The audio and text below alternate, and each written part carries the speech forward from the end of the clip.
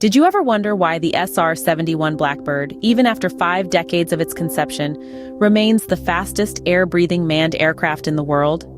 An enigma wrapped in titanium, the SR-71 Blackbird is not just an aircraft, it's an aerospace marvel that continues to captivate us with its unmatched speed and stealth. Born in the throes of the Cold War, the Blackbird was the answer to a desperate need for high-speed, high-altitude reconnaissance. Its reputation? Nothing short of legendary. It could outfly threats, capture critical intelligence, all while cruising at speeds over Mach 3. That's over 3 times the speed of sound, folks. In the world of aviation, the SR-71 Blackbird still stands tall, unrivaled in its class. Its design, its performance, its sheer audacity, all testament to a time when the impossible was made possible. And that's what makes this bird a marvel, even after all these years. So let's delve into the insane engineering of the SR-71 Blackbird. Our journey begins in the late 1950s, amidst the heat of the Cold War.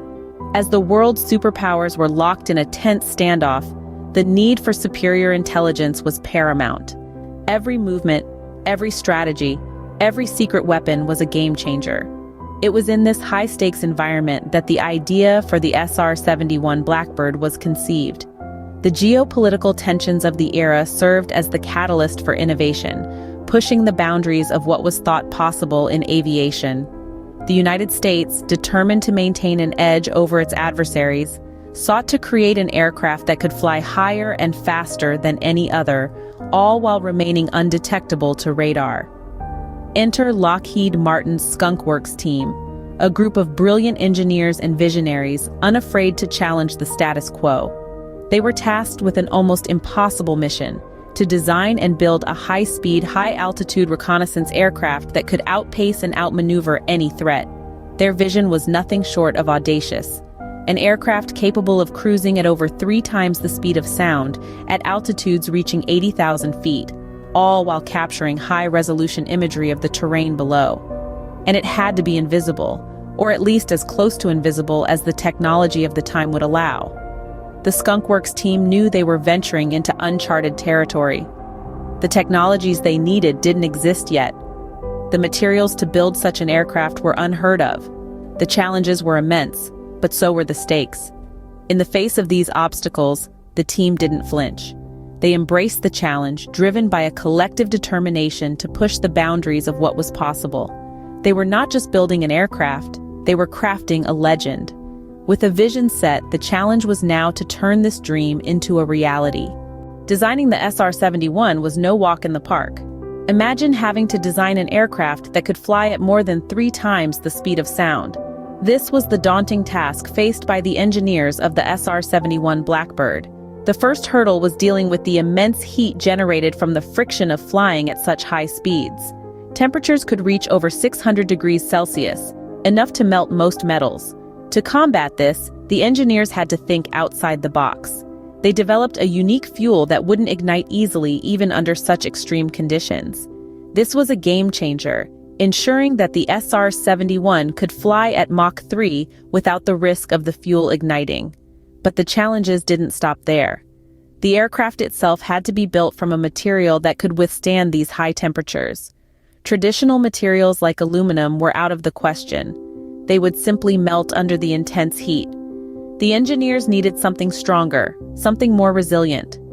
That's when they turned to titanium. This metal was strong enough to withstand the heat, but light enough to maintain the aircraft's speed and maneuverability. However, working with titanium presented its own set of challenges.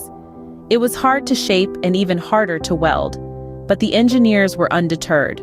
They developed new techniques and machinery to work with this challenging material. In the end, these design challenges were not obstacles but opportunities for innovation. The SR-71 was not just an aircraft, but a testament to human ingenuity and determination. The engineers had to overcome countless hurdles, but they never gave up.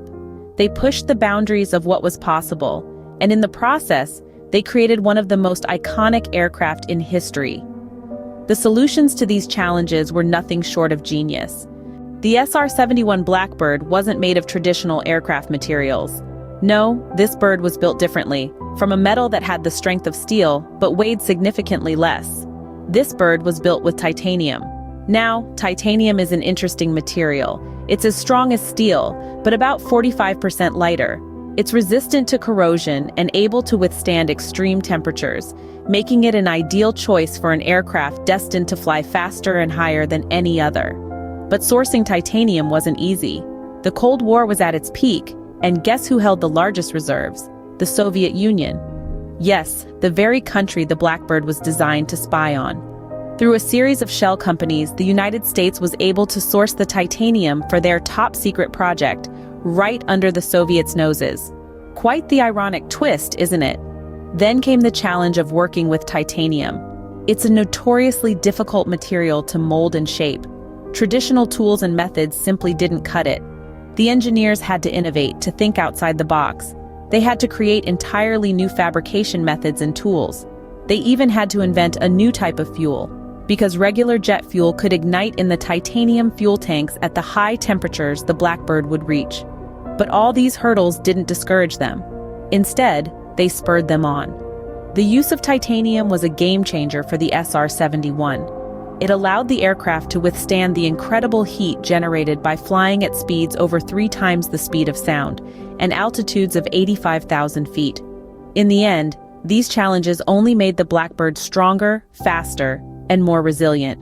It was a feat of engineering, a testament to the ingenuity and determination of those who dared to dream big and work hard to make those dreams a reality. The Blackbird was now ready to take on the skies. And oh, how it took them on. But that, folks, is a story for another scene. It wasn't just the materials that made the SR-71 unique. Indeed, the heart of the Blackbird's unmatched speed lay in its powerhouse, the Pratt & Amp Whitney J58 engines. These were not just any engines. They were engineering marvels of the 20th century, designed to push the boundaries of speed and performance. Now imagine this, cruising continuously at over Mach 3.2. That's more than 3 times the speed of sound, faster than a speeding bullet. It's an astonishing feat that few aircraft can achieve, and the SR-71 did it with grace and gusto. The J58 engines were the magicians behind this trick. Unlike typical jet engines, the J58S were a unique hybrid, functioning as conventional turbojets at low speeds and transitioning into ramjets as the Blackbird accelerated. This seamless shift was the key to the Blackbird's extraordinary speed. As the aircraft accelerated, more and more air bypassed the turbojet, flowing directly into the afterburner, effectively turning the engine into a ramjet. But the SR-71's speed wasn't just for show. It was a matter of survival. The Blackbird was a spy plane after all. Its ability to outfly any missile shot at it was critical to its mission. Anytime a surface-to-air missile was fired at the SR-71, the pilot didn't take evasive action. Instead, he simply accelerated. The Blackbird was so fast it could outrun the missile, leaving it trailing in its wake. This perfect marriage of design and function, of speed and survival, is what made the SR-71 an engineering marvel. The J58 engines and the Blackbird's capability to fly faster than any missile made it not just a machine, but a masterpiece. The SR-71 epitomizes the pinnacle of aeronautical engineering. It's a testament to human ingenuity and the relentless pursuit of pushing boundaries. It's a symbol of a time when the sky was not the limit, but just the beginning. The SR-71 was indeed a masterpiece of engineering. All good things come to an end, and so did the reign of the Blackbird. After more than 3 decades of service, the SR-71 Blackbird was officially retired in 1998. The reasons for its retirement were multifaceted, a complex blend of political, financial, and technological factors. The growing costs of operation and maintenance, alongside the advent of advanced satellite technology, made the Blackbird less essential for reconnaissance missions. However, the influence the SR-71 had on the world of aviation is undeniable. It was a testament to the limits of human ingenuity, pushing the boundaries of what was thought possible in aircraft design and speed. The Blackbird was a bird of many firsts, a pioneer that set records and captured the imaginations of people worldwide. Even in retirement, it continues to serve as a symbol of innovation and a source of inspiration for future generations of engineers and pilots. The SR-71 Blackbird, a symbol of human ingenuity and a marvel of engineering, continues to inspire us even today.